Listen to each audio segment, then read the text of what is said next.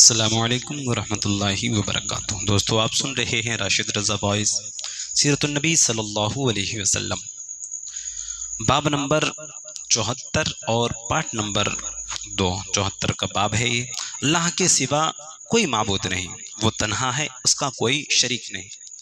اس نے اپنا وعدہ سچ کر دکھایا، اپنے بندے کی مدد کی اور تنہا سارے گروہ کو شکست دی۔ کسی شخص کے لیے جو خدا اور رسول پر ایمان لایا ہے، یہ جائز نہیں کہ مکہ میں خون ریزی کرے۔ کسی سرسبز درخت کا کاٹا بھی اس میں جائز نہیں۔ میں نے زمانہ جاہلیت کے تمام رسموں کو پاؤں سے مسل دیا، مگر مجاورت کعبہ اور حاجیوں کو آب زمزم پلانے کا انتظام باقی رکھا جائے گا۔ اے گروہ قریش، تم کو اللہ نے جاہلیت کے تکبر اور آباد پر فخر کرنے سے منع کر دیا۔ سارے لوگ آدم علیہ السلام سے ہیں اور آدم علیہ السلام مٹی سے۔ اس کے بعد رحمت عالم صلی اللہ علیہ وسلم نے یہ آیت تلاوت فرمائی، یا ایھا الناس انا خلقناکم من ذکر و انثی وجعلناکم شعوبا وقبائل لتعارفوا ان اکرمکم عند اللہ اتقاکم ان اللہ علیم خبیر۔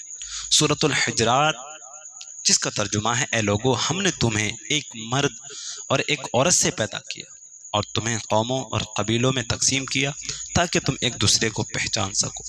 تمہیں اللہ کے نزدیک باعزت وہی ہے جو سب سے زیادہ متقی ہو، بے شک اللہ جاننے والا اور خبر رکھنے والا ہے۔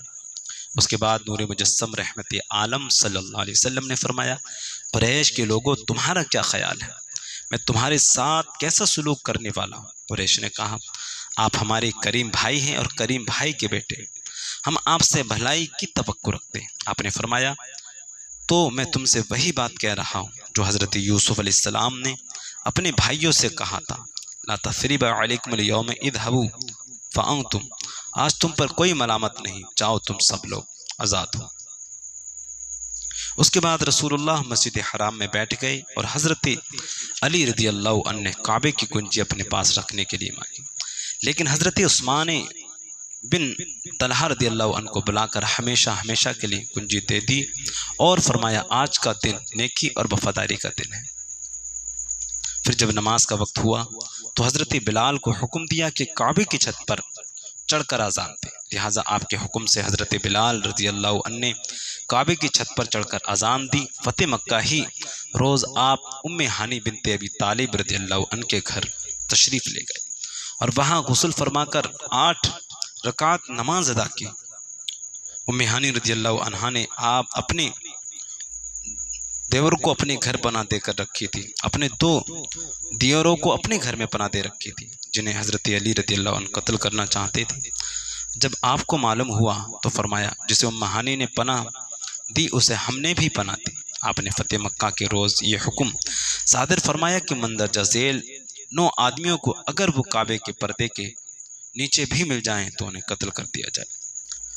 عبد الغرا بن حطل، عبداللہ بن سعد بن ابی سرا، اکرمہ بن ابی جہل، حارث بن نفیل بن زہب، مقیز بن سبابہ، حبار بن اسود ابن خطل کے 2 لونڈیاں جو نبی کریم صلی اللہ علیہ وسلم کی حجو گایا کرتی تھی، اور سارا جو عبد المطلب کی اولاد میں سے کسی کی لونڈی تھی، اور اس کے پاس حضرت حاتب رضی اللہ عنہ کا خط پایا گیا تھا۔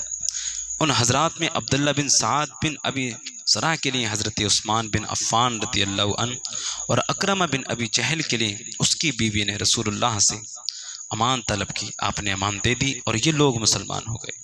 سارا کی بھی امان طلب کی گئی اور وہ مسلمان ہو گئی۔ ابن خطل کی ایک لونڈی کو قتل کیا گیا اور دوسری کو امان ملی اور وہ مسلمان ہو گئی۔ حبار بن اسود جو فتح مکہ کے روز بھاگ گیا تھا اور بعد میں مسلمان ہو گیا، یہ وہ شخص تھا جس نے آپ صلی اللہ علیہ وسلم کی لخت جگر حضرت زینب رضی اللہ عنہ کو ان کی ہجرت کے موقع پر ایسا کچھو کا مارا تھا کہ ہودج سے ایک چٹان پر جا گری تھی اور اس کی وجہ سے ان کا حمل ساکت ہو گیا تھا۔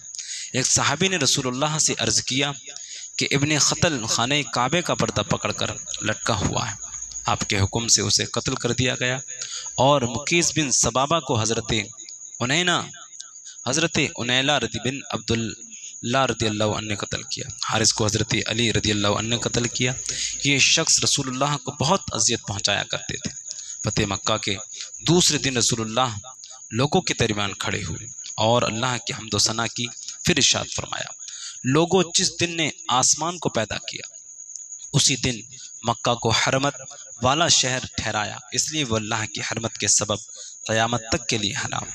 کوئی آدمی جو اللہ اور یوم آخرت پر ایمان رکھتا ہو اس کے لیے حلال نہیں کہ اس میں خون بہائے یا یہاں کوئی درخت کاٹے۔ اگر کوئی شخص اس بنا پر رخصت اختیار کرے کہ رسول اللہ نے یہاں قتال کیا تو اس سے کہہ دو کہ اللہ نے اپنے رسول کو اجازت دے دی تھی، لیکن تمہیں اجازت نہیں ہے، اور میرے لیے بھی اس دن کی صرف ایک ساعت کے لیے حلال قرار دیا گیا۔ پھر آج اس کی حرمت اسی طرح پلٹ آئی جس طرح اس کی حرمت تھی۔ اب چاہیے کہ جو حاضر ہے وہ غائب کو یہ بات پہنچائے۔ جب مکہ فتح ہو گیا تو انصار کو اس بات کا اندیشہ ہوا کہ جب رسول اللہ کا شہر فتح ہو گیا اور اللہ نے ان کے عزیز و اقارب کنبے قبیلے کو ملا دیا تو ہو سکتا ہے کہ اب آپ مکہ ہی میں مقیم رہیں۔ انصار مدینہ اپنے اندیشے کا چرچا آپس میں کرنے لگے۔ اس وقت آپ کو وہ صفا پر دعا فرما رہے تھے۔ جب دعا سے فارغ ہوئے تو انصار سے فرمایا کہ تم لوگ آپس میں کیا باتیں کر رہے تھے؟ پہلے تو انصار نے بات نہ بتائی لیکن بالآخر بتا دیا۔ اس پر آپ صلی اللہ علیہ وسلم نے فرمایا، خدا کی پناہ، اب تو زندگی اور موت تمہارے ساتھ۔ فتح مکمل ہو جانے کے بعد اہل مکہ نے اسلام خوشی خوشی قبول کر لیا اور بیعت کرنے کے لیے کوئے صفا پر آ گئے۔ آپ نے بیعت لینی شروع کی۔ حضرت عمر رضی اللہ عنہ آپ سے نیچے تھے اور لوگوں سے عہد و پیمان لے رہے تھے۔ پہلے مردوں نے بیعت کی اور پھر عورتوں میں ہندا بھی تھی جو بھیس بدل کر آئی تھی، لیکن آپ نے پہچان لیا۔ ہندا نے اپنے کارنامے جو حضرت حمزہ رضی اللہ عنہ کے لاش مبارک کے ساتھ انجام دیا تھا اس کے لیے معافی کی درخواست کی۔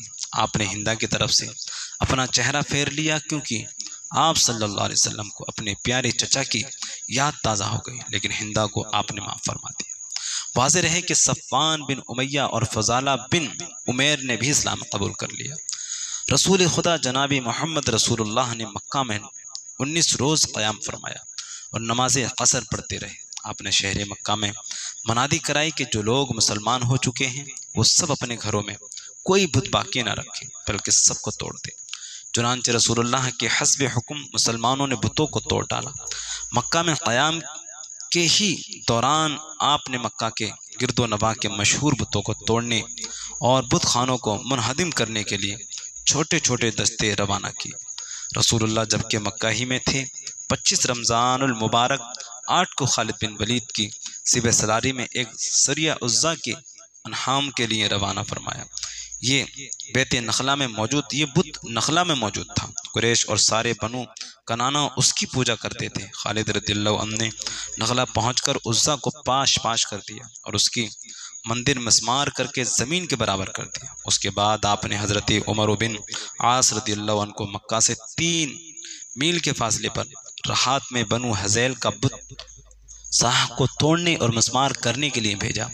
جب عمر بن عاص رضی اللہ عنہ مندر کے قریب پہنچے تو اس مندر کے پجاری نے کہا کہ تم کیسے بت توڑنے پر قادر ہو سکتے ہو؟ تم روک دیے جاؤ گے۔ حضرت عمر رضی اللہ عنہ نے کہا تم دیکھتے جاؤ۔ یہ کہہ کر مندر میں داخل ہوئے اور بت کو توڑ کر رکھ دیا۔ پجاری نے اسی وقت اسلام قبول کر لیا۔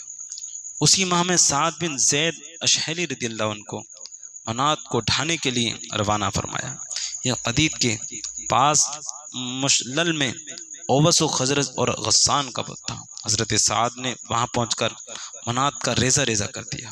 اس کے بعد بعض قبائل کی طرف تبلیغ اسلام کے لیے آپ نے وفود لوگوں کو روانہ کیا۔ حضرت خالد بن ولید کو بنو جسیمہ کی طرف تبلیغ کے لیے روانہ فرمایا، لیکن اتفاق وہاں پر جنگ ہو گئی اور بنو جسیمہ کے چند آدمی مارے گئے۔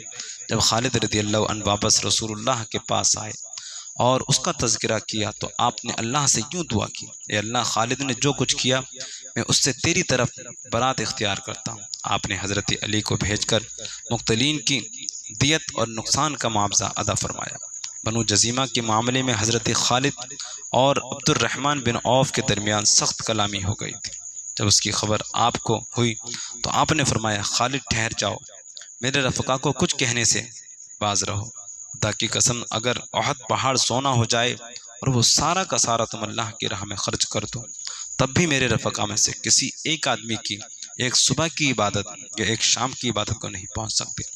فتح مکہ پر ابن قیم نے اپنا اظہار خیال یوں کیا کہ یہ وہ فتح اعظم ہے جس کے ذریعے اللہ نے اپنے دین کو، اپنے رسول کو، اپنے لشکر کو اور اپنی امانت دار گروہ کو عزت بخشی، اپنے شہر کو اور اپنے گھر کو، جسے دنیا والوں کے لیے ذریعہ ہدایت بنایا، کفار و مشرکین کے ہاتھوں سے چھٹکارا دلایا۔ اس فتح سے آسمان والوں میں خوشی کی لہر دوڑ گئی اور اس کی عزت کی تنابیں جوزا کے شانوں پر تن گئی۔ اس کی وجہ سے لوگ اللہ کے دین میں فوج در فوج داخل ہوئے اور روئے زمین کا چہرہ روشنی اور چمک دھمک سے جگمگا اٹھا۔ فتح مکہ ایک عظیم فتح ہے جس نے بت پرستی کو جزیرۃ العرب سے ہمیشہ کے لیے ختم کر دیا، کیونکہ عام قبائل عرب اس بات کے منتظر تھے کہ کفر و اسلام کی جنگ میں فتح کس کی ہوتی ہے۔